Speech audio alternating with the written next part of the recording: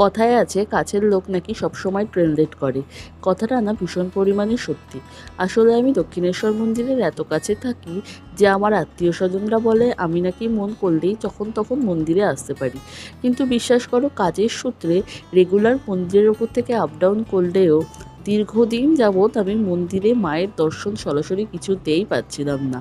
Even এমন দিনও হয়েছে রেডি হয়ে মন্দিরের সামনে থেকে এসে বিভিন্ন কারণে আবার ব্যাক করে বাড়ি ফিরে যেতে হয়েছে। তো লাস্ট সানডে আমি ভাবলাম যাই হয়ে যাক না কেন আজকে আমি মন্দিরে যাবই। যখন বাইরে বেরোলাম আকাশ ভরা মেঘ, বুঝতেই পারছিলাম বৃষ্টি আজ হবেই। ইভেন আমরা যখন মায়ের পুজো দেওয়ার জন্য লাইনে দাঁড়িয়েছিলাম, বৃষ্টি ঠিক আমাদের পেয়েছিল। কিন্তু ওই যে বলে না, মা হয়তো চেয়েছিল সেদিন আমাদের দর্শন দিতে, তাই সমস্ত দুর্যোগ উপেক্ষা করেই সেদিন আমরা মায়ের পুজো দিতে পেরেছিলাম। আর জানো তো, সেদিন মাকে না একটা পার্পল কালারের বেনারসি পরানো ছিল, অপূর্ব লাগছিল।